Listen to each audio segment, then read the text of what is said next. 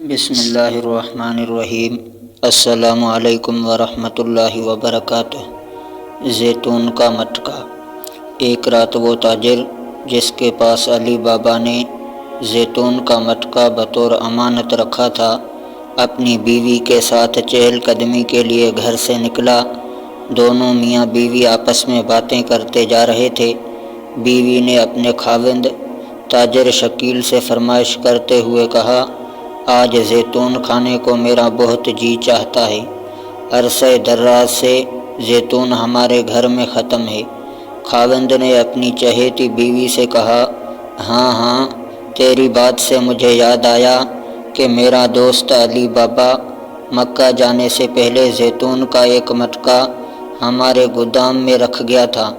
7 سال ہو گئے ہیں لیکن وہ ابھی تک واپس نہیں آیا۔ پتہ نہیں وہ اتنی طویل مدت سے کیوں غائب ہے، ابھی تک واپس کیوں نہیں آیا؟ بیوی نے پوچھا۔ شکیل کہنے لگا، ایک تاجر کی جس نے اس کے ساتھ حج کیا تھا، اس نے بتایا ہے کہ بابا مصر چلا گیا تھا۔ اس کے بعد اس کا کوئی پتہ نہیں چلا کہ اس کے ساتھ کیا بیتی۔ اللہ نہ کرے، میرا خیال ہے کہ وہ مر چکا ہے۔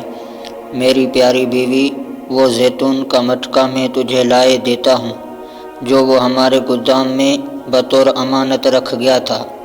اگر زیتون ابھی تک خراب نہیں ہوا تو ہم اسے مزے سے کھاتے ہیں۔ واہ واہ، کیا ہی مزہ آئے گا زیتون کھانے کا۔ اچھا، اب آپ اس طرح کریں کہ مجھے ایک چراغ لا دیں اور ایک پلیٹ، تاکہ میں گودام سے آپ کے لیے زیتون لے آؤں۔ بیوی نے کہا، علی بابا کا زیتون نہ بھائی نہ، میں یہ زیتون نہیں کھاؤں گی، بلکہ میں تجھے بھی یہ کہتی ہوں کہ اس زیتون کو ہاتھ نہ لگانا جسے اس نے آپ کے پاس بطور امانت رکھا ہے۔ آپ نے اگر اس میں سے کچھ زیتون لے لیا تو آپ یقیناً خیانت کا ارتکاب کریں گے، اور مجھے یہ قطعاً پسند نہیں کہ آپ خیانت کا ارتکاب کریں۔ علی بابا اگر 7 سال سے غائب ہے تو اس کا یہ مطلب ہرگز نہیں کہ وہ مر گیا ہے۔ آپ کو ایک حاجی نے بتایا تھا کہ علی بابا مصر چلا گیا تھا۔ علی بابا کے مصر پہنچ جانے کے بعد پھر کسی نے آپ کو اس کے بارے میں کچھ نہیں بتایا کہ اس کے ساتھ کیا بیتی۔ ہو سکتا ہے کہ وہ تجارت کی غرض سے وہاں سے آگے کسی دوسرے ملک میں چلا گیا ہو۔ آپ اس کے بارے میں کچھ بھی نہیں جانتے، اور نہ ہی کسی نے اس کی موت کی آپ کو اطلاع دی ہے۔ میں تو یہ کہتی ہوں کہ آپ اس کی امانت کو ہرگز ہاتھ بھی نہ لگائیں، بلکہ اس کے واپس آنے تک اس امانت کی حفاظت کریں۔ کیا معلوم کہ وہ کل ہی آ جائے یا پرسوں۔ اگر وہ آ گیا اور آپ نے اس کی امانت میں خیانت کا ارتکاب کیا ہوگا تو اسے کیا جواب دیں گے؟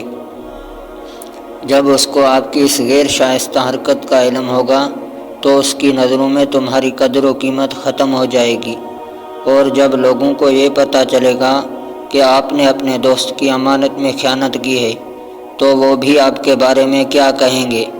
اس طرح یہ کتنا بڑا دبا اور بدنامی کا داغ ہوگا جو آپ کے کردار پر اور آپ کے خاندان کی عزت پر لگ جائے گا۔ اگر آپ نے امانت کو ضائع کر دیا تو اپنے خالق و مالک اللہ کریم کو بھی ناراض کر بیٹھو گے۔ لوگوں میں تم رسوا ہو جاؤ گے، تیری نیک نامی ختم ہو جائے گی اور بدنامی کا دورہ شروع ہو جائے گا۔ دیکھیے میری جان، ایسے منحوس کام کی طرف کبھی قدم نہ بڑھانا۔ اگر آپ نے میری بات نہ مانی اور اس کا زیتون چرا کر لے آئے تو میں یہ حرام قطعاً نہیں کھاؤں گی۔ اس لیے آپ یہ زیتون لانے کی تکلیف نہ ہی کریں۔ ویسے بھی وہ زیتون اب کھانے کے قابل بھی نہیں رہا ہوگا، اسے ایک جگہ پڑے لمبی مدت گزر چکی ہے۔ ویسے بھی آپ کے گناہ پر مبنی چوری کے ارادے دیکھ کر میری زیتون کے لیے خواہش اور دلی تمنا ختم ہو گئی ہے۔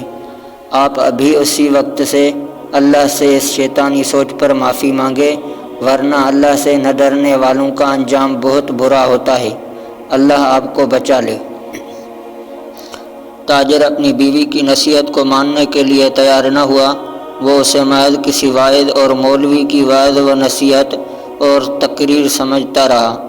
اس نے اپنے گودام میں جا کر زیتون کے مٹکے کا منہ کھولنے کا ارادہ کر لیا۔ جب وہ اپنے گودام میں پہنچا، زیتون کے مٹکے کا ڈھکن اٹھایا۔ زیتون دیکھا تو وہ واقعی خراب ہو چکا تھا، کھانے کے بالکل قابل بھی نہ تھا، کیونکہ وہ عرصہ دراز 7 سال سے بند مٹکے میں گل سڑ گیا تھا۔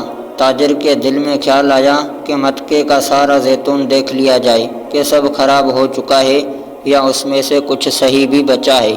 خاص طور پر نچلے حصے کو ذرا دیکھ لیا جائے کہ وہ بھی مٹکے کی بالائی سطح کے زیتون کی طرح ضائع ہو چکا ہے یا وہ صحیح سالم اور خوش ذائقہ ہی ہے۔ تاجر نے جانچ پڑتال کرنے کی غرض سے مٹکے کو ذرا نیچے کی طرف جھکایا، جس سے زیتون پلیٹ میں گرا، لیکن یہ کیا، اس کے ساتھ ہی کھنکتے ہوئے چند دینار بھی پلیٹ میں آ گرے، جن سے کھنکھناہٹ کی آواز کمرے میں گونج اٹھی۔ تاجر نے جب پلیٹ میں دینار گرتے ہوئے دیکھے اور ان کی آواز سنی تو اس کی خوشی کی کوئی انتہا نہ رہی۔ وہ خوشی سے بے قابو ہوتے ہوئے مٹکے کے اندر جھانکنے لگا۔ وہ یہ دیکھ کر خوشی سے پاگل ہو گیا کہ علی بابا نے تو مٹکے میں وافر مقدار میں دینار رکھے ہوئے ہیں، جب زیتون تو بس انہیں چھپانے کے لیے اوپر ڈالا گیا ہے۔ واہ واہ، کیا کہنے! تاجر نے جلدی زیتون اور دینار اٹھا کر دوبارہ مٹکے میں ڈال دیے اور پہلے کی طرح اس کا منہ اچھی طرح بند کر دیا۔ پھر کچھ سوچتا ہوا واپس اپنے گھر آ گیا۔ آتا ہی اپنی بیوی سے کہنے لگا، نیک بخت، تم واقعی سچ کہتی تھی، زیتون بالکل خراب ہو چکا ہے۔